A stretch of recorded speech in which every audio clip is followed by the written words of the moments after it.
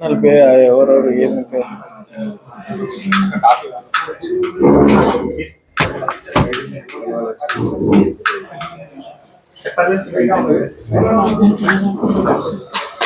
నమస్కారాలు. ఈరోజు నారాయణఖేడ్ నియోజకవర్గానికి మా యొక్క గౌరవ ఎమ్మెల్సీ అంజిరెడ్డి అన్న గారు నారాయణఖేడ్కు రావడం విచ్చేయడం జరిగింది. వారితో పాటు మా భారతీయ జనతా పార్టీ జిల్లా రథసారథి అక్క గోదావరి అంజిరెడ్డి గారు, వారితో పాటు జిల్లా జనరల్ సెక్రటరీ రాజశేఖర రెడ్డి అన్న గారు, యువమోర్చాల అధ్యక్షులు ప్రవీణ్ గారు. ప్రభుత్వం ఏర్పడిన తర్వాత ఇంతకుముందు గతంలో 10 సంవత్సరాలు పాలించినటువంటి కేసీఆర్ ప్రభుత్వంలో కూడా నారాయణఖేడ్ ఎటువంటి అభివృద్ధికి నోచుకోలేదు. ఇవాళ భారతదేశానికి నరేంద్ర మోడీ ప్రధాని అయిన తర్వాత దేశ అభివృద్ధిలో భాగంగా మరి నారాయణఖేడ్ కూడా అనేక నిధులతో పాటు హైవేలను కానీ, మరి ఇప్పుడు మొన్ననే ఉన్నటువంటి నిజాంపేట నుంచి బిదర్కి వచ్చినటువంటి హైవే కానివ్వండి, చాలా నిధులు ఇవ్వడం జరిగింది. ఇవాళ ఇక్కడ ఉన్నటువంటి లోకల్గా ఉన్నటువంటి ఎమ్మెల్యే గారికి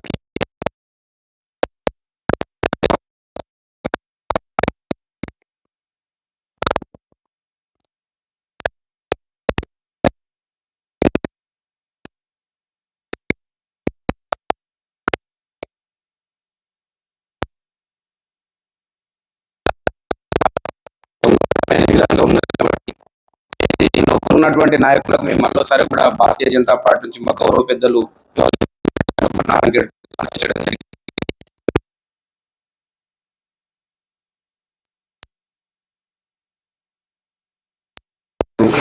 ఏదో ఇన్ని రోజులు ఉన్న విధంగా ఈరోజు లేరు.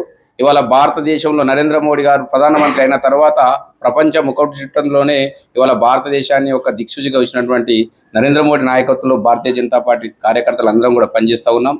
త్వరలోనే వచ్చే స్థానిక ఎలక్షన్లో కూడా మీకు సరైన బుద్ధి చెప్పడానికి కూడా ప్రజలందరూ కూడా ఉన్నారు. కాబట్టి లోకల్లో ఉన్నటువంటి ఇప్పటి వరకు కూడా మా పెద్దలు టౌన్లో అక్కడిక్కడ పర్యటించడం జరిగింది. ఎక్కడ కూడా రోడ్లు బాగలేవు, వారి దృష్టికి వెళ్ళడం జరిగింది. స్థానికంగా ఉన్నటువంటి సమస్యల మీద కూడా మా గౌరవ ఎమ్మెల్సీ అంజిరెడ్డి అన్న గారికి కూడా మేము ప్రతి విషయాన్ని కూడా వారితో చెప్పినాం. వారు కూడా మా నారాయణఖేడ్ ప్రజలను దృష్టిలో పెట్టుకొని అభివృద్ధి కానీ మా యొక్క సమస్యల విషయంలో కూడా ఎమ్మెల్సీ గారు మాకు అందుబాటులో ఉండి మాకు అందరూ కూడా దిక్సూచిగా ఉంటారని తెలియజేస్తూ ఇప్పుడు గౌరవ ఎమ్మెల్సీ అంజిరెడ్డి అన్న గారు కూడా మాట్లాడవలసింది కోరుతాం. మిత్రులకు నమస్కారం. ఈరోజు సంగారెడ్డి జిల్లా నారాయణఖేడ్ అసెంబ్లీలో ఇక్కడికి మా యొక్క పార్టీ గౌరవనీయులు పెద్దలు ఎమ్మెల్సీ గారు రావడం జరిగింది. అదేవిధంగా జిల్లా పార్టీ కూడా ఇక్కడికి విచ్చేయడం అందరూ కూడా రావడం జరిగింది. జిల్లా జిఎస్ రాజశేఖర రెడ్డి గారు, జిల్లా వైస్ ప్రెసిడెంట్ పత్రి రామకృష్ణ గారు, జిల్లా కార్యకర్తలు అందరూ కూడా వచ్చారు. అందరికీ కూడా హృదయపూర్వక నమస్కారాలు తెలియజేస్తున్నాను. ఈరోజు నారాయణఖేడ్లో అనేక ఇబ్బందులు ఉన్నాయి. నారాయణఖేడ్ కాన్స్టిట్యున్సీ అభివృద్ధిలో వెనుకబడింది. మాకెన్ని రోజులు ఎవరు కూడా అండగా లేనప్పుడు అదే ప్రాబ్లం అయింది. కానీ ఇప్పుడు అన్నా మీరు రావాలి అని చెప్పి అందరూ కూడా చెప్పడం జరిగింది. అందులో భాగంగా ఇక్కడ మరి మేము ఇప్పటి వరకు కూడా కొన్ని ప్రాంతాలలో కూడా పర్యటించడం జరిగింది. రోడ్లు కానీ, డ్రైనేజీస్ కానీ వివిధ సమస్యలు ఉన్నాయని కూడా చెప్పడం జరిగింది. దాంట్లో భాగంగా గతంలో కాంగ్రెస్ ప్రభుత్వం కానీ, టీఆర్ఎస్ ప్రభుత్వం కానీ మాటలకి అంకితమైనటువంటి పరిస్థితి చూస్తూ ఉన్నాం. కానీ ఇప్పుడు గత 10 సంవత్సరాలు దాటి 12 సంవత్సరాలు నరేంద్ర మోదీ గారు దేశ ప్రధానమంత్రి అయిన తర్వాత ఏ రాష్ట్రంలో అయినా భారతీయ జనతా పార్టీ అధికారంలో ఉన్నా లేకపోయినా, భారతీయ జనతా పార్టీ ఈ రాష్ట్రంలో అధికారంలో ఉందా అని చూడకుండా అన్ని రాష్ట్రాలలో కూడా సమానంగా దేశంలో ఉన్నటువంటి అన్ని రాష్ట్రాలను, అంటే భారతీయ జనతా పార్టీ అధికారంలో ఉన్నటువంటి రాష్ట్రాలను, లేనటువంటి రాష్ట్రాలను కూడా సమానంగా చూస్తూ ఈరోజు మన తెలంగాణ రాష్ట్రాన్ని కూడా అభివృద్ధి పథకంలో తీసుకెళ్తూ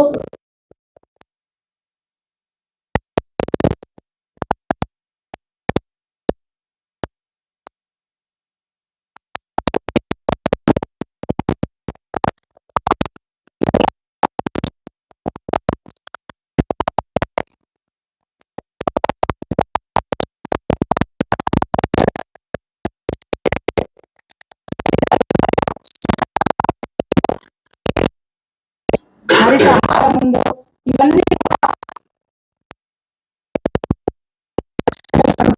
కూడా వేయడం జరిగింది. కాబట్టి అంతేకాకుండా ఇప్పుడు ఒకప్పుడు నారాయణ ఖేడ్కి రావాలంటే ఒక రోజంతా పట్టేది. కానీ అకోలా రోడ్ వేసిన తర్వాత ఒక గంట సేపట్ల పటాన్చెరుకి వెళ్ళి బయలుదేరితే గంట సేపట్ల నారాయణ ఖేడ్లో ఉంటున్నామంటే ఈ ఘనత భారతీయ జనతా పార్టీ మరి నరేంద్ర మోదీ గారిది అని చెప్పి తెలియజేసుకుంటూ ఇట్లాంటి అభివృద్ధి కార్యక్రమాలు మరెన్నో కూడా చేపడుతున్నారు.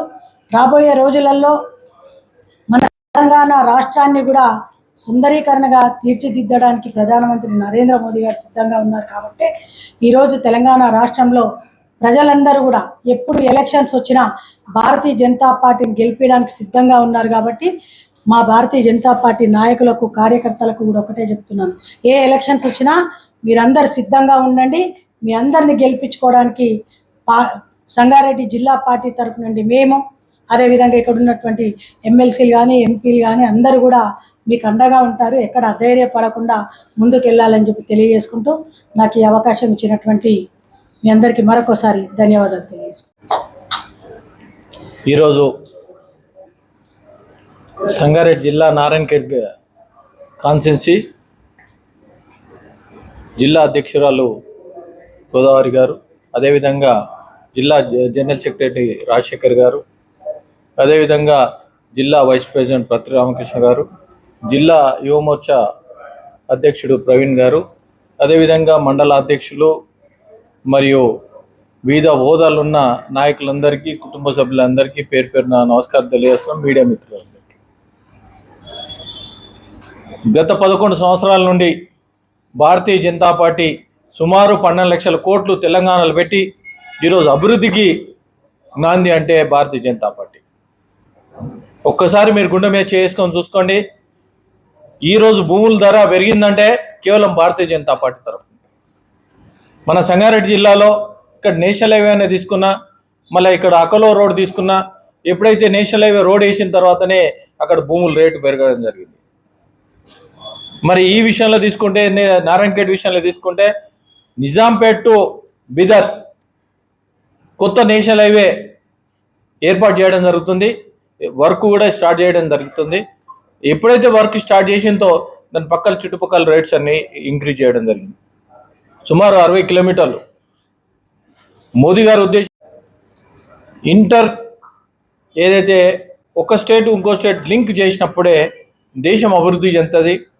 రవాణా రంగము అభివృద్ధి చెందాలనే ఉద్దేశంతోనే ఎక్కడ అవసరం ఉన్నా కానీ అక్కడ రోడ్స్ విపరీతంగా ఇవ్వడం జరుగుతుంది. అదేవిధంగా ఏ విలేజ్లో ఉన్నా కానీ ఆర్ఓబి అండర్ పాస్ అయినా ఫ్లైఓవర్స్ అయినా, ఎందుకంటే ఇటు అటు పాసింగ్ ఈజీ ఉంటుందని, అదేవిధంగా డ్రై పోర్ట్స్ అయినా ఈ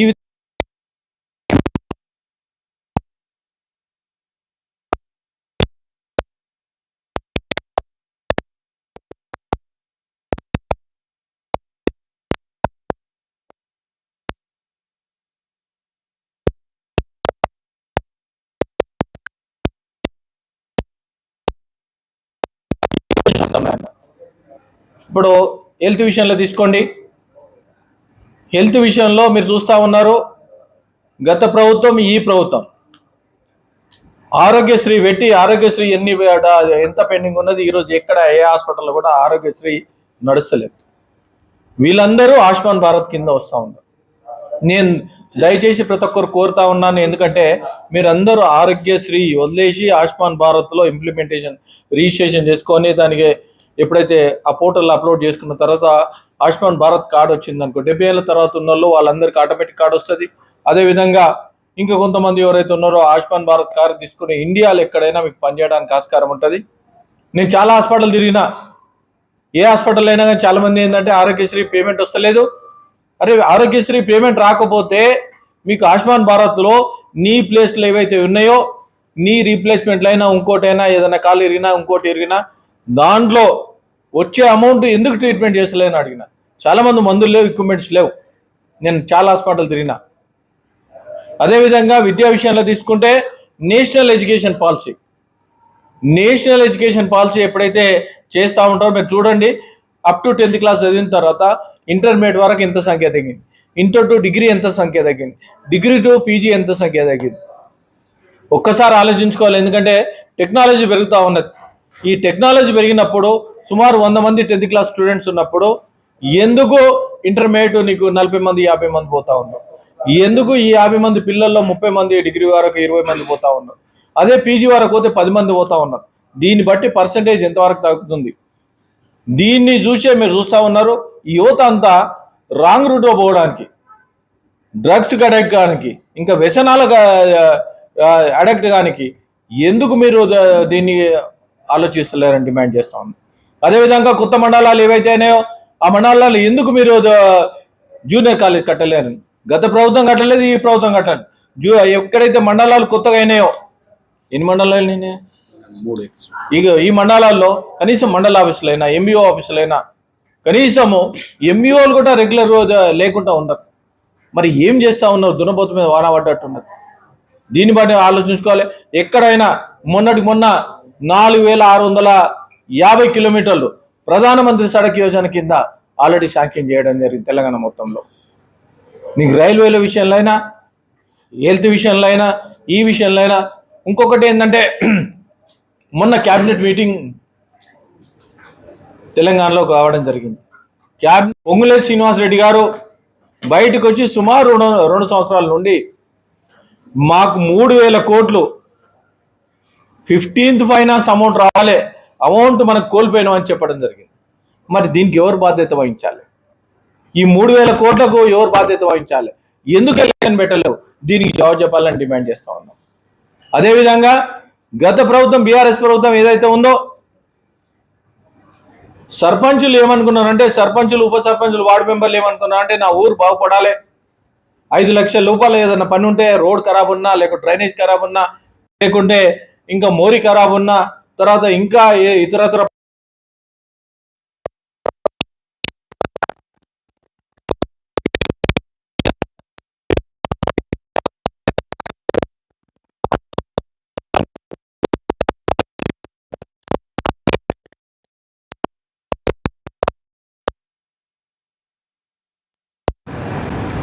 వాళ్ళు కాంట్రాక్ట్ చేస్తే ఈరోజు ఎన్నిసార్లు స్ట్రైక్ చేసినా గత ప్రభుత్వం అమౌంట్ ఇవ్వలేదు. గత ప్రభుత్వాన్ని తుంగలో కొట్టి ఈ ప్రభుత్వం ఏం చేసింది? ఎలక్షన్ మీ అమౌంట్ అంతా మేము రిలీజ్ చేస్తాం అన్నారు. ఇంతవరకు రిలీజ్ చేయాలి. వాళ్ళు ఎప్పుడైతే స్ట్రైక్ చేసారో భారతీయ జనతా పార్టీ వాళ్ళకి సపోర్ట్ చేసినప్పుడు కనీసం 150 కోట్లు రిలీజ్ చేసి ఇంకా 500 కోట్లు రిలీజ్ చేయాలి. మరి ఏ ముఖం పెట్టుకొని మీరు ఎలక్షన్కి పోతా ఉన్నారు, డిమాండ్ చేస్తూ ఉన్నారు? ఏ బేస్లో మీరు ఊర్లోకి పోయి అడుగుతా ఉన్నారు? మరి మీరు ఫండ్ ఇయ్యారు. బీఆర్ఎస్ అయితే డబ్బులు లేవు, కాంగ్రెస్ ఫండ్ ఇయ్యదు. కనీసం అసెంబ్లీ కాన్స్టిట్యూషన్ డెవలప్మెంట్ ఫండ్ లేదు, ఏ ఫండ్ లేదు. మరి ఫండ్ ఇయ్యరు. కేంద్ర ప్రభుత్వం ఫండే వస్తూ ఉన్నది. ఒకటే నేను అడుగుతా ఉన్న ప్రజలారా, మీరు ఒక్కసారి ఆలోచించుకోండి. రాబోయే ఎలక్షన్లో మీరందరూ ఈ ఫండ్ ఎక్కడికైనా వస్తుంది. వీధి లైట్లకైనా మొదలు చేస్తే బిల్డింగ్ దాకా మొత్తం కేంద్ర ప్రభుత్వం నిధులే. నరేగా అయినా కేంద్ర ప్రభుత్వం నిధులే. ఇంకొకటి పెద్ద జోక్ చెప్తే ఏంటంటే, ఇందిరమ్మ ఇల్లు ఇచ్చారు. ఇందిరమ్మ ఇల్లు ఎవరు డబ్బులు? ప్రధానమంత్రి ఆవాస యోజన కింద రూరల్గా 1,50,000 రూపాయలు మేము ఇస్తున్నాం. ఎవరైతే బేస్మెంట్ వేసుకున్నారో, బేస్మెంట్ వేసుకున్న వాళ్ళకు 1,00,000 రూపాయలు ఇస్తాం. బేస్మెంట్ తర్వాత రూఫ్ లెవెల్ దాకా 1,00,000 రూపాయలు ఇస్తూ ఉన్నారు. మరి ఈ డబ్బులన్నీ మనయే. ఎందుకంటే నరేగా ఫండ్స్ ఏవైతే ఉన్నాయో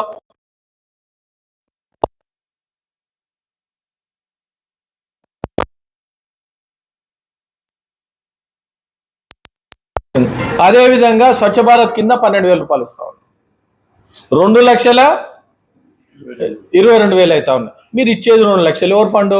మా ఫండే. పేరు ఎవరు పెట్టి? ఇందిరమ్మ ఇల్లు. మరి కనీసము ఈ రూఫ్ లెవెల్ దాకా పోయిందా? అప్పటికల్లా ఎలక్షన్స్ అయిపోతాయి ఉంటాయి. ఒక్కసారి పురాణ ఆలోచించుకోవాలి. ఆలోచించుకొని మీరు ఓటేసేటప్పుడు ఎవరు జాగ్రత్త పనిచేస్తూ ఉన్నారు, ఏ డిపార్ట్మెంట్ జాగ్రత్త పనిచేస్తూ ఉన్నారు, ఏ విధంగా పనిచేస్తూ ఉన్నారు, ఏ విధంగా ముందుకు తీసుకుపోవాలి, ఎవరికి ఏ విధంగా. ఎందుకంటే మీరు ఓటుతోని బుద్ధి చెప్తేనే రాబోయే రోజుల్లో ప్రతి ఒక్కరు పనిచేయడానికి రెడీ ఉంటారు. దీన్ని బట్టి మీరు ఎక్కడ ఎలక్షన్ జరిగినా, ఏ ఎలక్షన్, ఇప్పుడు లోకల్ బాడీ ఎలక్షన్ జరిగినా భారతీయ జనతా పార్టీ సర్పంచులైనా ఉప సర్పంచులైనా వార్డు మెంబర్లైనా, ఎందుకంటే ఇది పార్టీ గుర్తింపు ఉంటుంది. ప్రధానమంత్రి సడక్ యోజన కింద ఇవ్వాలన్నా కానీ అటల్ బిహారీ వాజ్పేయి స్టార్ట్ చేశారు, అది మనదే. ఏ విధంగా రోడ్డు కనెక్టివిటీ ఇవ్వాలన్నా మనదే, నేషనల్ కనెక్టివిటీ ఇవ్వాలన్నా మనదే. దీన్ని బట్టి ఆ పునరాలోచించుకొని దీన్ని బట్టి ప్లాన్ చేసుకోవాలి. మొన్న నితిన్ గడ్కరీ గారు ఎక్కడైతే చాలామంది వెహికల్స్ ఉన్నోళ్ళు, సార్ మాకు టోల్ గేట్ పోతే 145 రూపాయలు అవుతున్నాయి, దీన్ని తగ్గియాలి.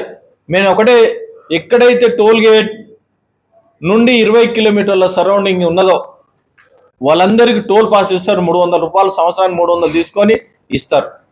లేదా మీరు ఇంకా రాంగ్ రూట్లో చాలామంది దూరము, ఇప్పుడు సంగారి అది ఇక్కడ నారాయణ ఖేడ్కి హైదరాబాద్ దాకా పోతే నేషనల్ అయితే ఉన్నాయో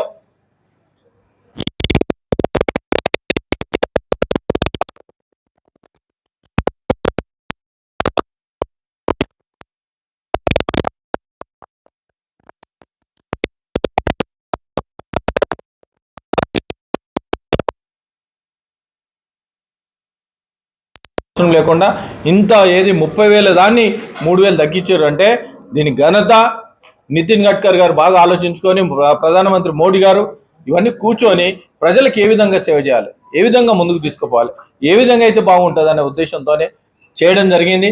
ప్రతి ఒక్కరు కారు ఉన్నోళ్ళు ఈ 3,000 పోర్టల్లో మీరు అప్లోడ్ చేసుకుంటే కేవలం 15 రూపాయలు పడతాయి. 200 ట్రిపుల్ మీకు ఫ్రీ అవుతాయి. 200 ఇంటూ 15 రూపాయలు తీసుకుంటే నీకు 3,000 అవుతాయి. ఇదే 200 ట్రిపుల్ మీరు పోతే 150 రూపాయలు ఇంటూ 200 పెట్టుకుంటే 30,000 అవుతుంది.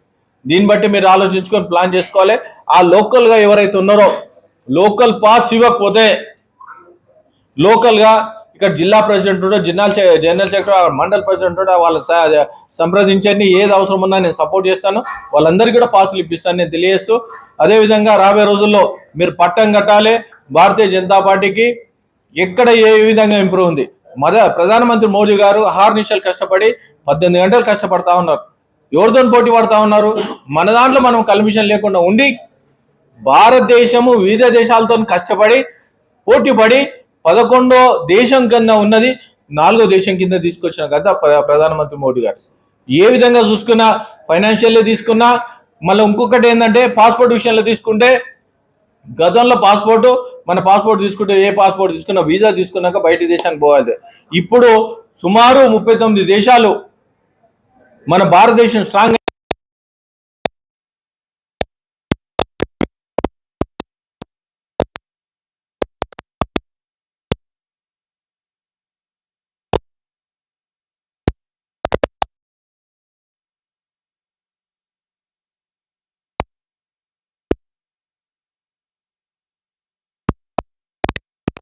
శాతం పసుపు మన భారతదేశం మీదనే ఆధారపడి ప్రపంచానికి మొత్తం మనం సప్లై చేస్తా ఉన్నాం.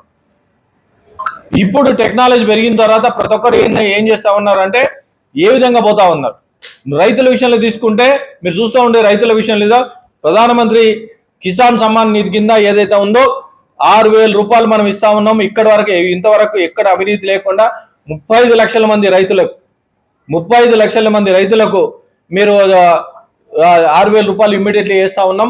6,000 ఎక్కడ ఇంతవరకు ఒక్కటి శాంక్షన్ అయిన తర్వాత ఎక్కడ లేదు. అదేవిధంగా వరి విషయంలో తీసుకుంటే మీరు 2014 కన్నా చూడండి 1,400లోనే 2,400 డబుల్ అయింది. పత్తి చూసుకొని 3,200 7,200 అయింది. ఏదైనా డబుల్ అయిపోయింది. తర్వాత ఏంటంటే పప్పు దినుసులు కూడా ఎంఎస్పి చాలా పెంచడం జరిగింది.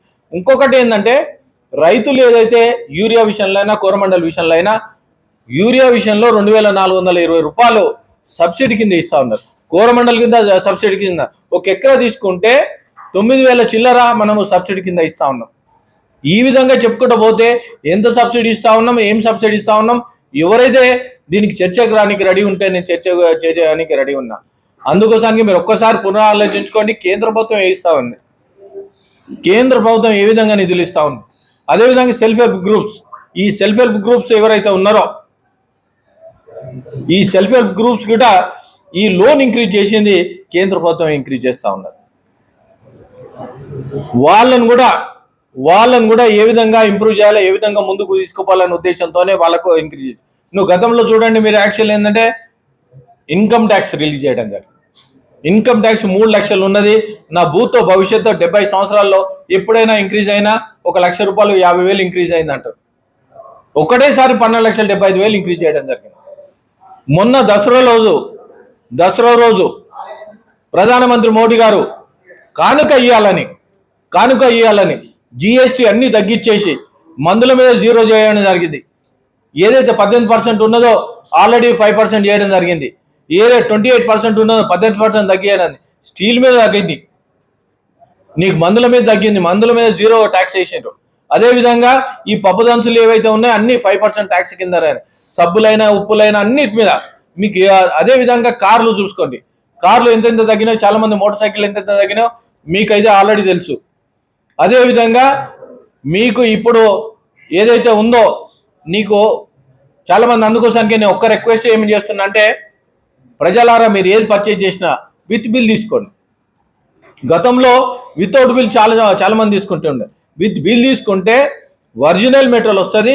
ఒరిజినల్ మెటీరియల్ ఆడేమన్నా డూప్లికేట్ ఇస్తే వాడి మీద కేసు వేసి, ఫోరంలో కేసు వేసి ఆటోమేటిక్ మనకు రానిక అంత భయపడుతున్న మనకి ఏంటంటే ఒరిజినల్ మెటీరియల్ వచ్చినప్పుడు మనకి ఇబ్బంది కాకుండా ఉంటుంది. మందుల విషయంలో అయినా, ఇంకో విషయంలో అయినా, ఏ విషయంలో అయినా మీరు చాలా చాలా జాగ్రత్తగా చాలా ప్లాన్ చేస్తూ ఉన్నారు. ఇప్పుడు ఆహార ఉత్పత్తులు ఎక్స్పోర్ట్ చాలా చేస్తూ ఉన్నారు. ఎక్స్పోర్ట్ ఏంటంటే ప్రతి రాష్ట్రం నుండి ఎక్స్పోర్ట్ చాలా చేస్తూ ఉన్నారు. ఎంత సపోర్ట్ చేస్తూ ఉన్నదంటే, ఒక గవర్నమెంట్ ఇంత సపోర్ట్ చేస్తూ ఉంటే, అందుకోసానికి ఈరోజు నీకు అమెరికా కూడా దిగి రావడానికి కారణం ఎందుకైంది? వాడు ఇంత ట్యాక్స్ అంత ట్యాక్స్ అనగా మేము సైలెంట్ అవుతున్నాం.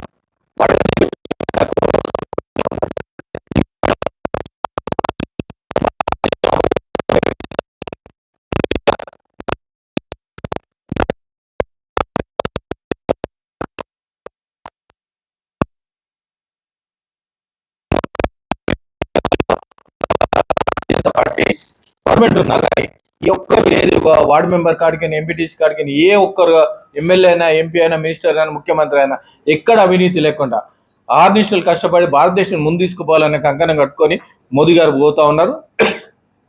రాబోయే రోజుల్లో ప్రజలందరూ మీరు సపోర్ట్ చేయాలని తెలియజేస్తూ, మా అందరికీ సపోర్ట్ చేయాలని తెలియజేస్తూ ముగించుకుంటున్నాను. Thank you. అందుకోసానికి మీరు చూసుకోండి స్కిల్ డెవలప్మెంట్ కార్యక్రమాలు. ఈ స్కిల్ డెవలప్మెంట్ కార్యక్రమంలో చాలా మందికి ఇంప్లిమెంటేషన్ చేసుకొని వాళ్ళని ఏ విధంగా ఇంప్రూవ్ చేయాలి, ఏ విధంగా స్కిల్ వైపు చూపించుకోవాలి, దాన్ని ప్రపోజల్ చేస్తాం. ఇంకోటి నీమ్స్ ఏదైతే వచ్చిందో, ఇప్పుడు చాలా మంది చాలా లోన్స్ ఇస్తా ఉన్నారు. ఇప్పుడు MSME, medium, micro and medium scale కింద ఎంటర్ప్రైజ్ ఏవైతే ఉన్నాయో వాళ్ళకు కూడా మాకు లోన్స్ ఇస్తా ఉన్నాం. దాన్ని ప్రతి ఒక్కరు ఏంటంటే అవైల్ చేసుకోండి. నేను ఏమంటున్నా, ఐటీఐ ఉందనుకో, ఐటీఐ కోసానికి ఒకటి మనం రిప్రజెంటేషన్ పాలిటెక్నిక్ ఉందా?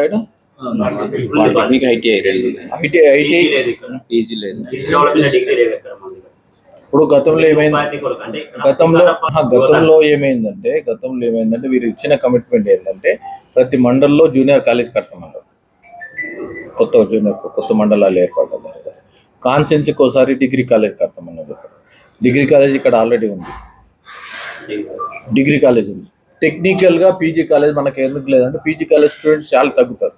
తగ్గేదాన్ని స్టూడెంట్స్ పెంచిన తర్వాత మనకు ఆటోమేటిక్ ఏంటంటే, ఉస్మానియా యూనివర్సిటీ ఇప్పటికి డి కొత్తూరు అది ఉన్నది కదా, బి కొత్తూరు అదేమంటారు, కొత్తూరు బి జైరాబాద్ దగ్గర, అక్కడ ఆల్రెడీ పీజీ కాలేజ్ ఉంది కదా.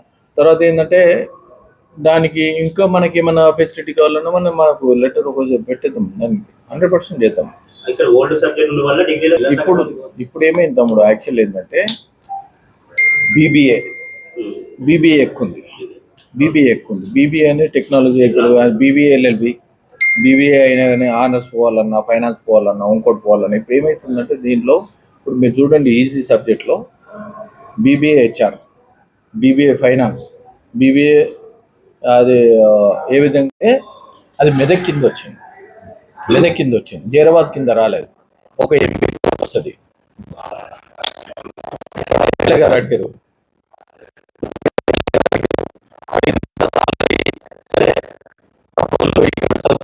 మనోళ్ళే అనే ఉద్దేశంతో అని అనుకున్నారు. కానీ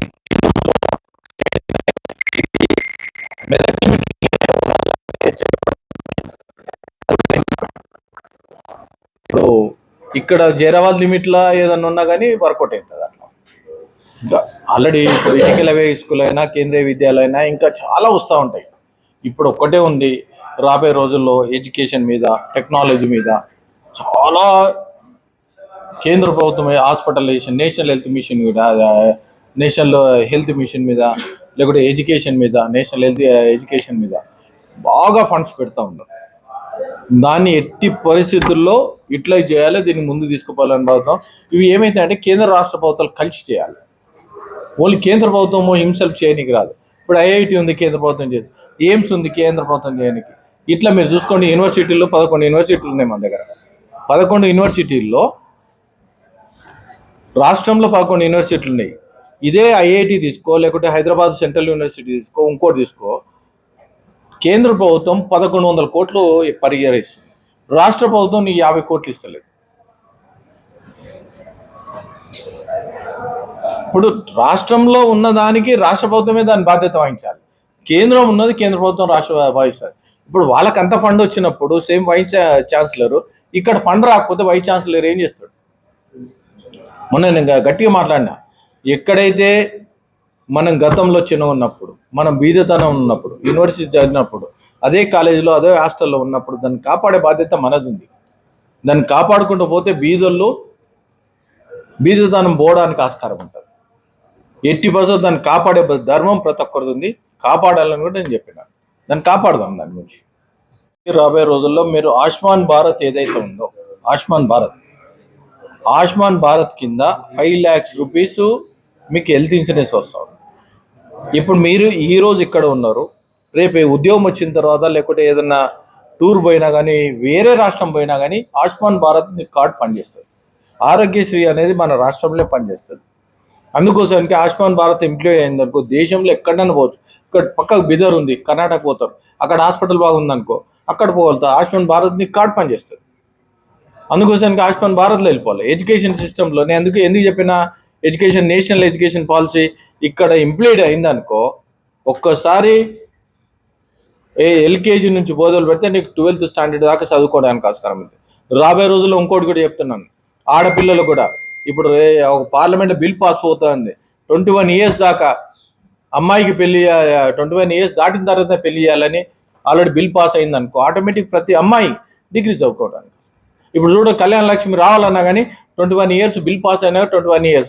తల్లిదండ్రులు ఏమవుతుంది బాధ, 18 years కాగానే ఎప్పుడు పెళ్లి చేయాలి అనుకోరు. అప్పుడు ఏమవుతుంది, 21 years అయిన తర్వాతనే పెళ్లి చేయాలి. అప్పుడు పాప ఏమైందో డిగ్రీ వరకు చదువుకోవడానికి. ఇప్పుడు ఎస్ఎస్సీలు ఆపుతుర్రు, ఇంటర్మీడియట్లు ఆపుతుర్రు, అప్పుడు ఏమైతే డిగ్రీ వరకు ఆపుతారు. ప్రతి అమ్మాయి చదువుకున్నప్పుడు ఇల్లు ఏంటంటే, చదువుకున్న కుటుంబం ఉందనుకో, ఫ్యామిలీ ఏంటంటే living capacity and neatness capacity ఒక సిస్టమే అయిపోతుంది అట్లా. ఇంకోటి జల్ జీవన్ మిషన్ ఎవరు ఇస్తారు? ప్రధానమంత్రి కాడికి.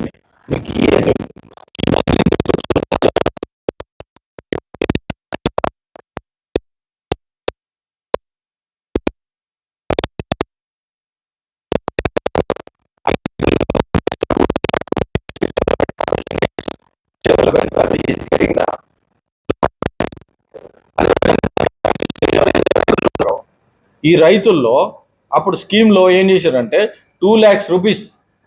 ఈ 2 lakhs రూపీస్లో 1 year లోపల మీరు పేమెంట్ చేస్తే 4% సెంట్రల్ గవర్నమెంట్ కట్టడానికి ఉంటుంది. 7% అనేది ఓన్లీ 7% ఉంది. దీన్ని ఏం చేశారంటే ఈ రైతు రుణమాఫీ అని చేసి వీళ్ళు 1 year క్రాస్ అయితే ఆ 4% వాళ్ళు కట్టారు. విదిన్ ద లిమిట్ దాకా చేస్తే ఆటోమేటిక్గా నీకు పేమెంట్ వస్తూ ఉంటుంది. ఇవన్నీ స్కీమ్స్ వాళ్ళకు ఎడ్యుకేట్ చేయాలి. ఫస్ట్ ఎడ్యుకేట్ చేసినాం అనుకో మనకు బెనిఫిట్, వాళ్ళకి బెనిఫిట్.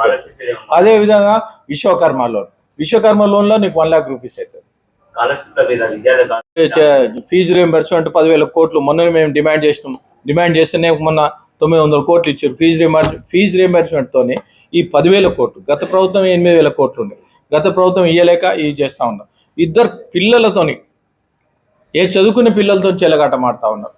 ఇప్పుడు వాళ్ళు ఒక ఇంజనీర్ కాలేజ్ అయిపోయిన తర్వాత ఉద్యోగం అక్కడ రెడీగా కాగానే, ఉద్యోగం వస్తే సర్టిఫికెట్ లేని తల్లిదండ్రులే పైసలు లేకనే ఫీజు రియంబర్స్మెంట్ చదువుకోవడం జరిగింది.